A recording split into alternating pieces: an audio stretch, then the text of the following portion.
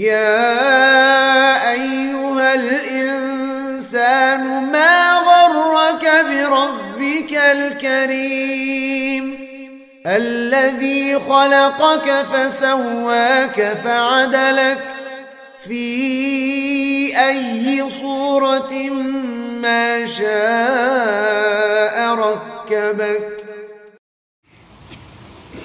Tentunya saudaraku sekalian, pendidikan adalah merupakan perkara yang sangat urgen sekali dalam Islam. Allah Ta'ala menyuruh kita untuk menjadi seorang pendidik. Allah berfirman, walakin kunu rabbaniyin bima kuntum tu'allimuna alkitab wa bima kuntum tadrusun. Akan tetapi jadilah kalian seorang yang rabbani. Siapa itu rabbani? Kata Ibnu Abbas, alladzi yurabbin nas min sigharil ulum qabla kibariha. Itu orang yang mendidik manusia dari ilmu-ilmu yang dasar sampai ilmu-ilmu yang dalam. Ternyata subhanallah ya akhul Islam, Al-Quran menganjurkan kita untuk menjadi seorang rabbani.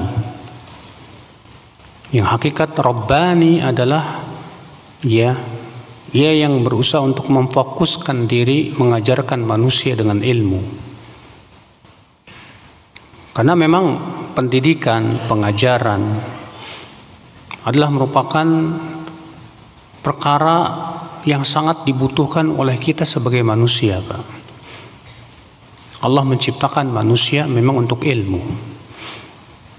Allah berfirman dalam surat Al-Baqarah ayat 30, 31, 32, wa idh qala rabbuka lil malaikati inni ja'ilun fil ardi khalifah qalu ataj'alu fiha man yufsidu fiha wa yasfiku ad-dima' wa nahnu nusabbihu bihamdika wa nuqaddisu lak qala inni a'lamu ma la ta'lamun wa 'allama adama al-asma'a kullaha thumma 'aradahum 'ala al-mala'ikah faqala anbi'uni bi asma'i ha'ula in kuntum sadiqin qalu subhanak la ilma lana illa ma 'allamtana. Dan ingatlah ketika Allah berfirman kepada malaikat, sesungguhnya aku akan menciptakan seorang khalifah di muka bumi ini. Lalu para malaikat berkata, apakah engkau hendak menjadikan di muka bumi orang yang kelak akan berbuat kerusakan di muka bumi dan mereka akan mengucurkan darah, sementara kami senantiasa bertasbih memujimu ya Allah? Iya, maka Allah berfirman, aku mengetahui apa yang kalian tidak ketahui. Maka Allah pun kemudian ingin memperlihatkan apa tujuan Allah menciptakan Nabi Adam. Allah berfirman, dan Allah pun mengajarkan kepada Adam seluruh nama. Lalu Allah menampakkan itu kepada para malaikat. Lalu Allah berfirman kepada malaikat, coba beritahu kepadaku tentang nama-nama itu semua. Jika kalian orang-orang yang benar. Apa kata para malaikat? Maha suci engkau ya Allah, kami tidak punya ilmu kecuali engkau ajarkan kepada kami. Maka tampaklah kepada malaikat hikmah diciptakan Nabi Adam dan tujuannya, Pak. Ternyata Nabi Adam Allah ciptakan untuk ilmu. Ternyata Allah ciptakan manusia untuk ilmu. Maka Allah bekali manusia dengan akal. Allah tidak ciptakan manusia seperti halnya Allah menciptakan hewan. Kalau hewan memang tidak diberikan oleh Allah akal. Tapi Allah berikan kepada hewan kelebihan-kelebihan yang tidak dimiliki oleh manusia. Mereka diberikan kekuatan yang luar biasa, syahwatnya lebih dari manusia. Tapi manusia kekuatan dan syahwatnya lemah dibandingkan hewan, Pak. Tapi Allah berbekali manusia dengan akal, karena memang tujuan diciptakannya manusia adalah untuk ilmu. Dengan ilmu manusia menjadi sempurna.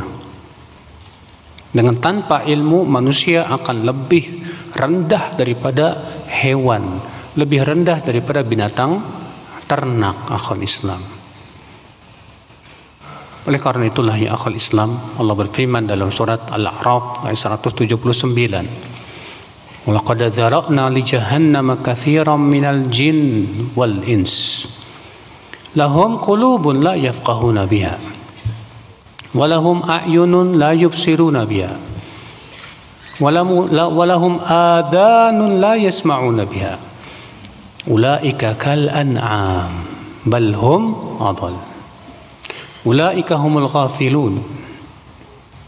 Sungguh kami telah menciptakan untuk neraka jahanam itu penduduk-penduduknya, Pak. Lalu Allah menyebutkan bagaimana sifat penduduk neraka jahanam, ya akhi. Allah mengatakan mereka punya hati tapi tidak digunakan untuk memahami. Mereka punya mata tapi tidak digunakan untuk melihat ayat-ayat Allah. Mereka punya telinga tapi tidak digunakan untuk mendengarkan ayat-ayat Allah. Bagaimana nasibnya? Allah mengatakan mereka bagaikan binatang ternak, bahkan lebih sesat dari binatang ternak. Allah menyebutkan dalam ayat ini, akhi, bahwa manusia diberikan oleh Allah bekal untuk ilmu. Yang pertama hati untuk memahami. Hati untuk apa? Memahami. Yang kedua mata untuk membaca dan melihat. Yang ketiga telinga untuk mendengar. Tapi ternyata penduduk api neraka tidak menggunakan 3 kekuatan ini, Pak, untuk ilmu. Sehingga akhirnya mereka pun nasibnya seperti binatang ternak, bahkan lebih buruk daripada binatang ternak. Karena Allah menciptakan manusia untuk ilmu, maka Allah turunkan kitab-kitab suci. Karena Allah menciptakan manusia untuk ilmu, Allah kirim para nabi dan rasul. Makanya disinilah, akhi, keistimewaan manusia itu terletak pada ilmu. Disinilah akan tampak kepada kita pentingnya pendidikan dalam Islam, akhi. Karena hakikat pendidikan itu tentunya, akhi, mengajarkan manusia ya yang jahil, yang kurang ilmu, agar ia berilmu. Saudaraku seiman rahimani wa rahimakumullahu jami'an. Kemudian akhwan Islam, cukuplah hal yang menunjukkan akan pentingnya pendidikan dalam Islam, bahwasanya para nabi semua adalah pendidik.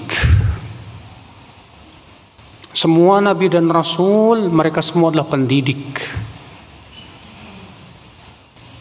Itu menunjukkan bahwa ya, pendidik, menjadi seorang pendidik, pengajar adalah merupakan status yang mulia di sisi Allah Subhanahu wa taala. Oleh karena itulah saudaraku seiman rahimani wa rahimakumullah jami'an, ya, kita berusaha. Yang pertama adalah untuk mendidik diri kita sendiri sebelum mendidik orang lain. Yang kedua adalah kita berusaha, ya akhwat Islam, ya, bagaimana mendidik anak-anak kita agar tumbuh di atas ilmu dan iman. Kita tidak ingin muncul generasi-generasi yang jauh dari ilmu dan iman akibat keteledoran orang tua yang tak peduli terhadap pendidikan anak. Suatu bangsa akan besar ketika anak-anak mereka adalah anak-anak yang cinta ilmu. Tapi suatu bangsa akan menjadi rusak dan kerdil ketika tumbuh anak-anak yang tidak cinta ilmu dan tidak suka ilmu. Lebih suka dengan syahwat, lebih suka dengan game, lebih suka dengan hal-hal yang melalaikan. Maka yang seperti ini akhal Islam, ya istilahnya bagaikan sampah untuk masyarakat. Tidak ada manfaatnya. Ikhwatul Islam, saudaraku seiman. Maka dalam pendidikan akhi, maka tentu di sana harus ada seorang pendidik. Baik ia pendidik di sekolah maupun pendidik di rumah. Kita akan membahas yang pertama, yaitu tentang pendidikan dalam Islam dan tata caranya. Telah kita sebutkan tadi tentang pentingnya pendidikan dalam Islam, akhi. Islam sangat memperhatikan masalah pendidikan. Namun Islam ya memberikan kepada kita rambu-rambu yang harus diperhatikan dalam yang berhubungan dengan masalah pendidikan ini, akhi. Apa rambu-rambu tersebut? Yang pertama, dalam Islam ya, pendidikan yang paling utama dan yang paling urgen adalah pendidikan tentang akidah dan mengenalkan manusia kepada Allah Rabbul Izzati wal Jalalah. Kenapa demikian? Karena itu sumber kebaikan, saudaraku. Sumber kebaikan itu ada pada akidah. Oleh karena itulah Allah menceritakan dalam Al-Quran bahwa para nabi, para rasul, semua dakwahnya kepada tauhid. Allah berfirman, وَمَا أَرْسَلْنَا مِنْ رَسُولٍ إِلَّا نُوحِي إِلَيْهِ أَنَّهُ لَا إِلَهَ إِلَّا أَنَا فَاعْبُدُونِ. Tidaklah kami utus seorang rasul pun kecuali kami wahyukan kepadanya bahwa tidak ada ilah yang berhak disembah kecuali aku saja. Maka sembahlah aku, kata Allah. Allah juga berfirman, وَلَقَدْ بَعَثْنَا فِي كُلِّ أُمَّةٍ رَسُولًا أَنِ اعْبُدُوا اللَّهَ وَاجْتَنِبُوا الطَّاغُوتَ. Sungguh kami telah mengutus pada setiap umat itu rasul. Rasul itu berkata, hendaklah kalian beribadah kepada Allah saja dan jauhi taghut. Taghut itu semua yang diibadahi selain Allah. Dari Nabi Nuh sampai Nabi Muhammad SAW, semua memulai dakwah dari ini dulu, Pak. Memulai ta'lim dari masalah yang paling urgen, yang sangat urgen, tentang akidah. Menanamkan anak untuk mencintai Allah. Menanamkan anak untuk takut kepada Allah. Menanamkan pada diri anak untuk berharap hanya kepada Allah. Dan semua ibadah hanya kepada Allah. Lihat Rasulullah SAW bersabda kepada Ibnu Abbas. Apa kata Rasulullah? Ya ghulam,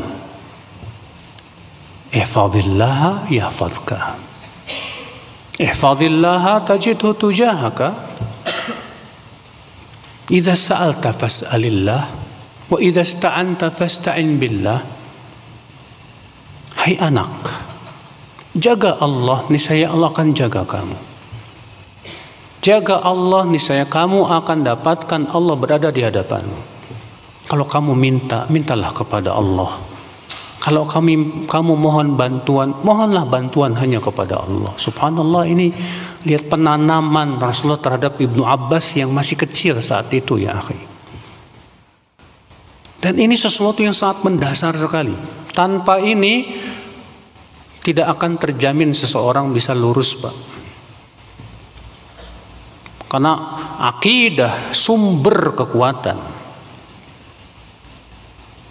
Seorang anak menjadi baik karena adanya rasa takut kepada Allah Subhanahu wa taala. Seorang anak menjadi semangat dalam kebaikan karena adanya rasa cinta dan berharap kepada Allah Subhanahu wa taala. Makanya sisi ini jangan pernah kita lalaikan, Pak. Sisi ini jangan pernah kita anggap remeh, Pak. Orang yang meremehkan sisi pendidikan masalah tauhid dan akidah, hakikatnya adalah orang yang tidak paham tentang tujuan kehidupan dan bagaimana pendidikan yang benar. Ikhwatul Islam, saudaraku seiman, rahimani wa rahimakumullah jami'an. Maka ini ya, pendidikan dalam Islam harus dimulai dan betul-betul dari semenjak dini harus sudah ditanamkan akidah yang sahihah, tauhidullah azza wa jalla kepada anak. Nabi Shallallahu Alaihi Wasallam ya sebagai uswah kita tentunya, saudaraku, dalam masalah ini. Dan sudah kita sebutkan tadi hadis Ibnu Abbas, bagaimana Nabi Shallallahu Alaihi Wasallam memberikan nasihat kepada Ibnu Abbas untuk mengenal Allah dan untuk mentauhidkan Allah Subhanahu Wa Taala. Kemudian perkara yang kedua, yang akhwal Islam, pendidikan dalam Islam harus didasarkan kepada ilmu.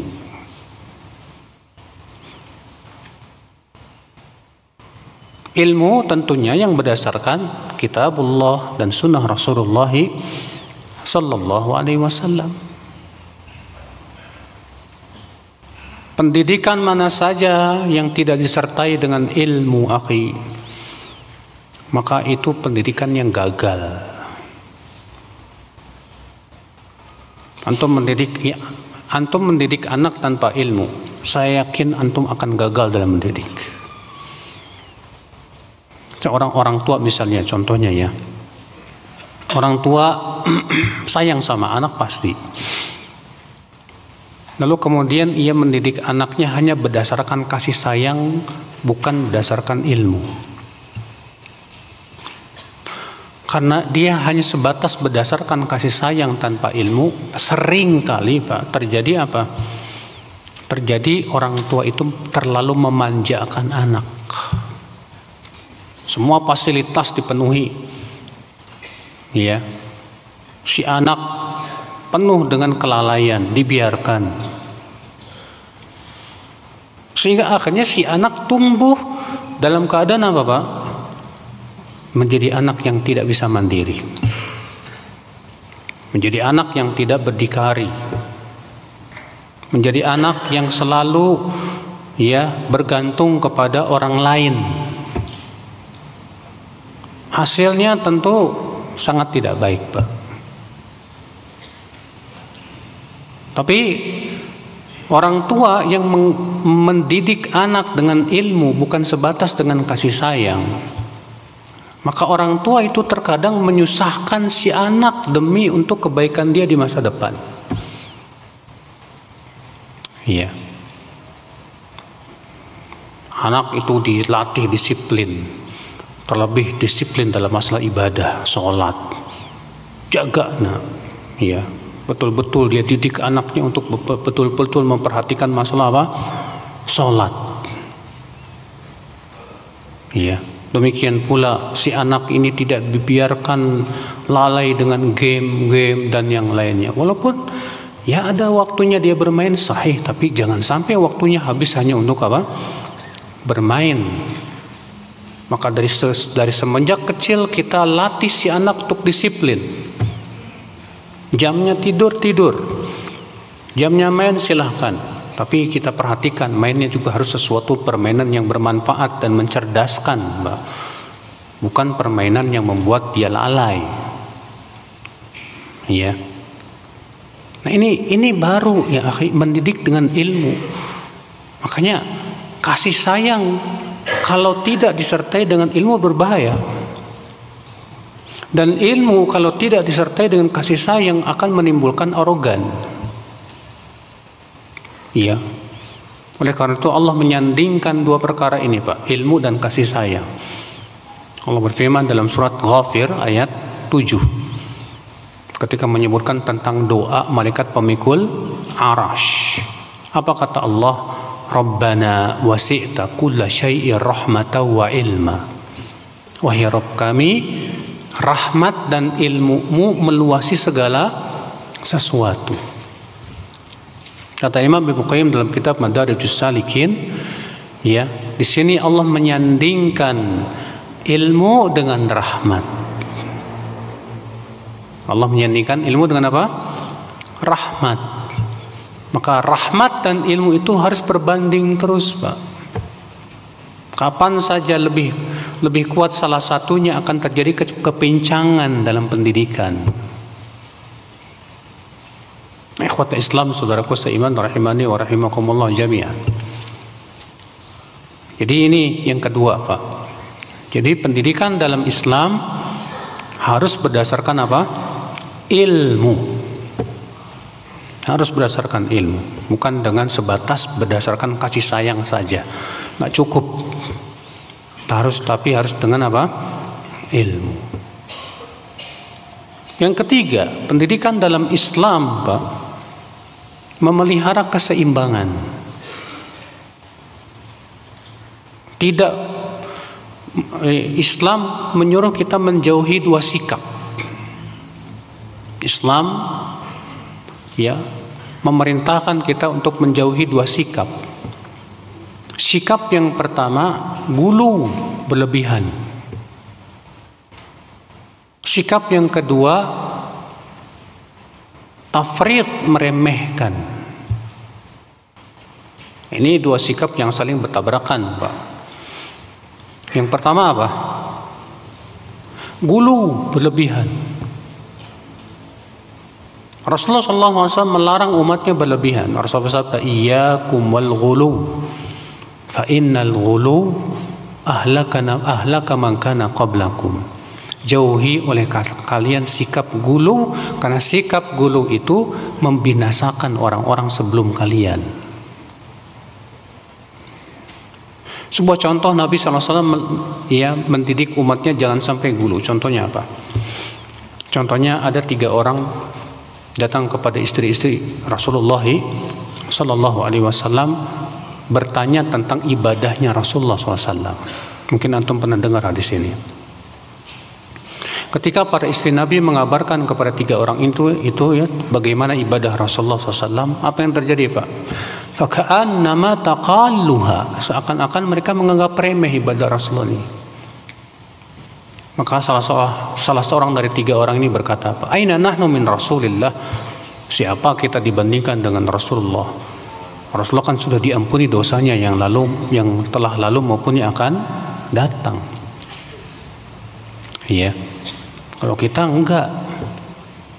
Maka yang satu berkata apa? Saya mau sholat semalam suntuk. Yang satu lagi berkata apa? Saya mau puasa terus, tidak akan ada berbuka-buka. Yang satu lagi berkata apa? Saya tidak akan menikah.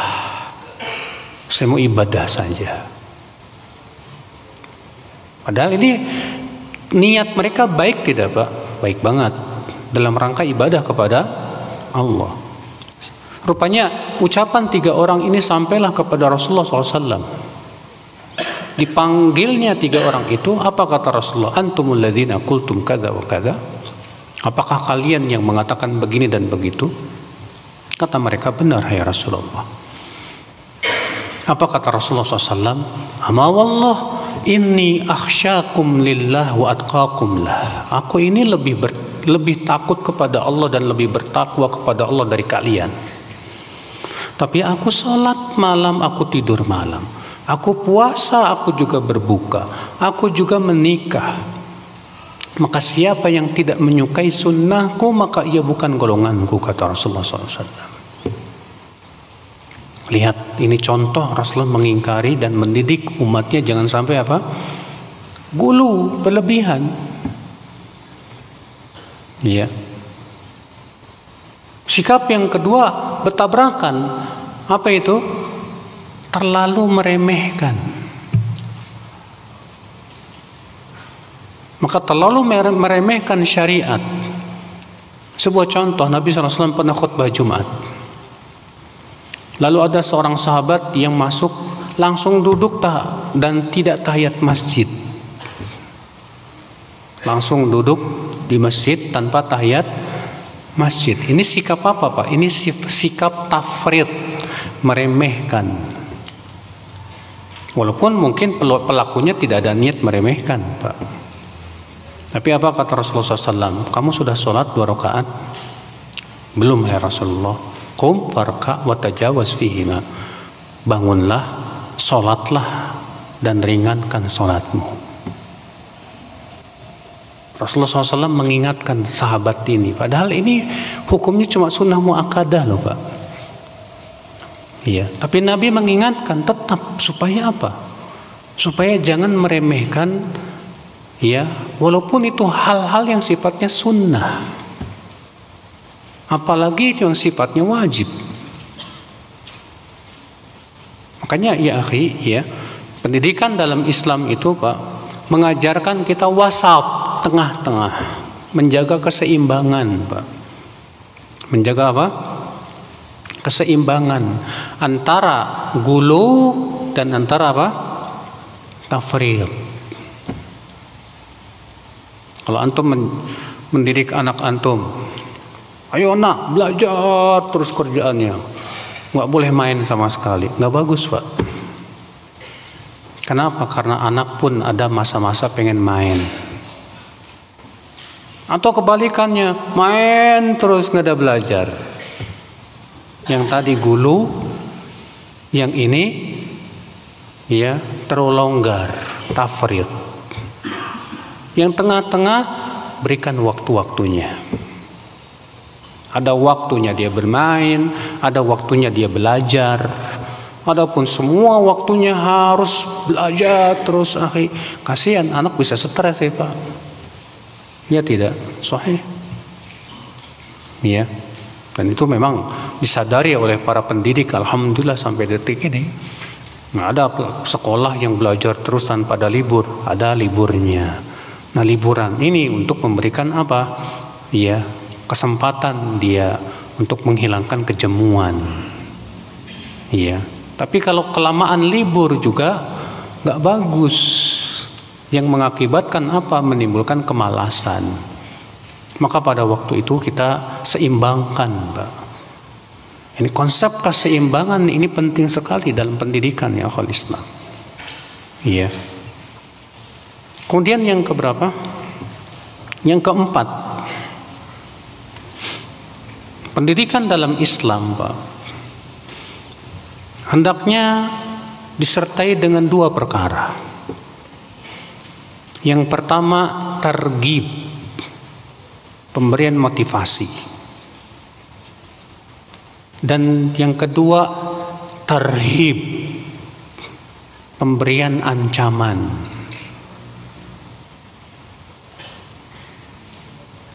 Yang pertama apa tadi? Targhib. Targhib itu artinya pemberian semangat, motivasi. Yang kedua apa tadi? Tarhib, pemberian ancaman, menakut-nakuti.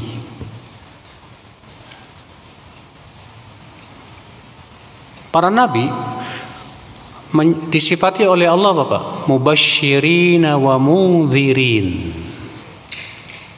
Para nabi itu tugasnya tadi mubasyirin. Mubasyirin artinya apa? Memberikan kabar gembira.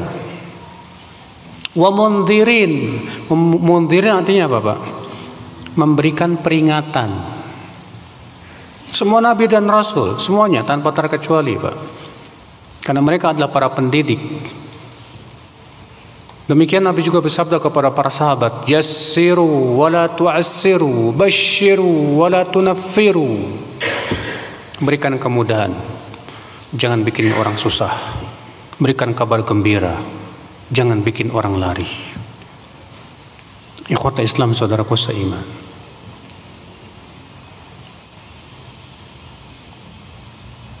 Yang pertama tadi targhib, pemberian motivasi. Dengan apa, Pak? Dalam Al-Quran Allah memberikan motivasi dengan apa? Dengan surga, dengan jannah, dengan pahala.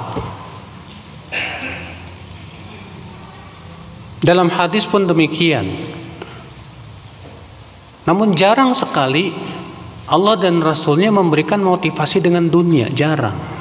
Ada, tapi tidak banyak. Tidak sebanyak memberikan motivasi dengan apa? Surga. Dengan dunia contohnya begini. Man sarrahu ya an yuwassa lahu fi rizqihi wa an yunassa lahu fi ajalihi falyasil rahimah fi umurihi. Siapa yang merasa suka rezekinya dipanjangkan, diluaskan ya, dan merasa suka umurnya dipanjangkan, maka hendaklah ia menyambung silaturahim. Iya. Ini motivasi dengan dunia. Boleh motivasi dengan apa? Dunia, ya, selama tidak melalaikan dari tujuan kehidupan akhirat. Makanya dari itu ya, motivasi yang terbesar yang harus kita fokuskan kepada anak itu adalah motivasi akhiratnya. Karena itu lebih bermanfaat daripada sebatas motivasi apa? Dunia. Ya. Maka sebuah kesalahan besar kalau seorang pendidik memberikan motivasi kepada anak hanya sebatas dengan dunia. Ayo nak, kalau kamu bisa hafal Quran, saya kasih kamu sepeda, saya kasih kamu HP, saya kasih kamu, kita katakan lebih baik motivasinya yang lebih bagus dari itu. Kalau kamu melakukan ini nak, pahalanya besar di sisi Allah Subhanahu wa ta'ala. Motivasi dengan dunia boleh, gak masalah Pak, tapi jangan sampai itu lebih dominan maksudnya. Tapi motivasi dengan akhirat itu yang harus lebih kita kuatkan. Karena tujuannya apa? Untuk penanaman akidah masalahnya. Ketika kita motivasi dengan dia dengan surga, ditanamkan akidah dia akan adanya surga dan neraka. Makanya lihat sama antum, surat-surat yang pertama kali turun di Mekah selalu berbicara tentang surga dan neraka. Surat-surat yang ada, ya, surat-surat Makkiyah itu ya, bukan surat-surat yang isinya tentang perintah dan larangan, Pak. Belum. Aisyah radhiyallahu anha berkata apa? Adalah yang pertama kali turun dari ayat Al-Quran tentang surga dan neraka. Kalaulah yang pertama kali turun jangan berzina, mungkin kami tidak akan meninggalkan perzinahan. Kalaulah yang pertama kali turun jangan mencuri, mungkin kami tidak akan meninggalkan apa? Pencurian. Kenapa, Pak? Karena saat itu akidah belum ada, rasa takut kepada Allah belum muncul, rasa cinta kepada Allah belum bersemi.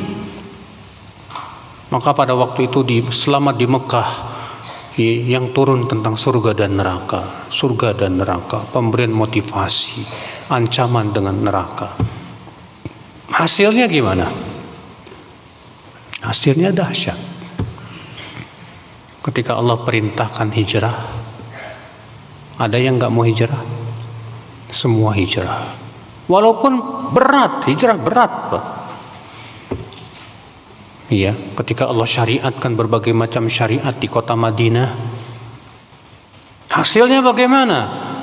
Muncul jiwa sami'na wa ata'na. Itu yang diinginkan aku. Iya. Makanya pemberian motivasi, pemberian ancaman, iya, harus lebih dominan adalah yaitu tadi diberikan motivasi dengan pahala dan surga, dan diancam dengan api neraka dan azab Allah yang sangat pedih, akal Islam. Iya.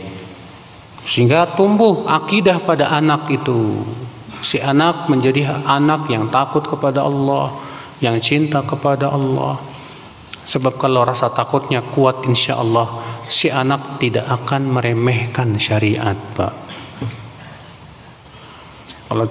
Kalau cintanya tumbuh kepada Allah, si anak akan menjadi anak yang semangat dalam ketaatan, Pak.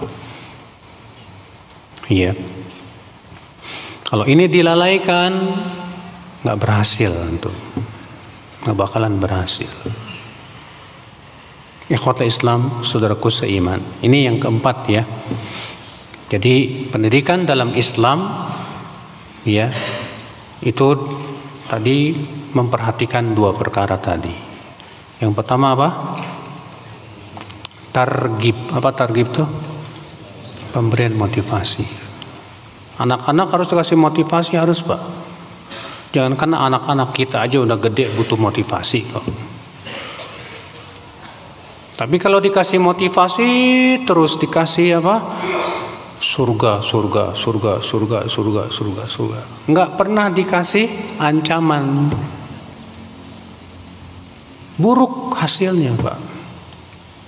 Makanya kata para ulama ya, sebatas bisyarah, sebatas targhib akan menimbulkan jiwa-jiwa yang menganggap remeh maksiat. Kenapa? Karena dijanjikan dengan surga terus, dengan pahala terus, sehingga rasa takutnya kurang. Sebaliknya, kalau diancam terus, akan tumbuh anak-anak atau manusia yang berjiwa, Bapak, putus asa, nggak pedean. Iya. Antum kalau punya anak, antum sering marahin aja, diancam terus, dipukul dan yang lainnya.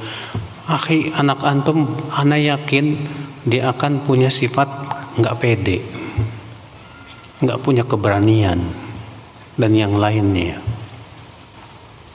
Tapi harus, Pak, digabungkan dua ini, pemberian motivasi dan pemberian apa? Peringatan. Iya. Ikhwatul Islam, saudaraku seiman, rahimani wa rahimakumullah jami'an. Kemudian yang kelima, pendidikan dalam Islam.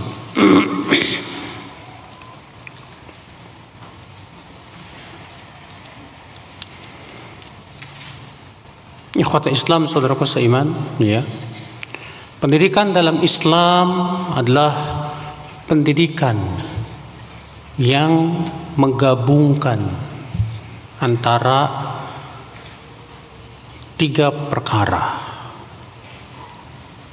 rasa takut, rasa berharap, dan rasa cinta.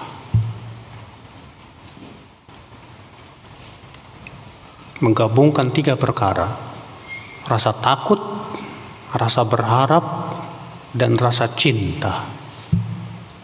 Tentu yang paling agung kepada Allah. Ya, cinta kepada Allah, takut kepada Allah, demikian pula berharap kepada Allah Subhanahu wa taala. Nah, sudah kita sebutkan tadi ya. Dan ini merupakan efek daripada targhib dan tarhib sebetulnya, Pak. Karena dari targhib dan tarhib ini akan muncul sifat tadi, sifat yaitu takut, sifat berharap, dan sifat rasa cinta.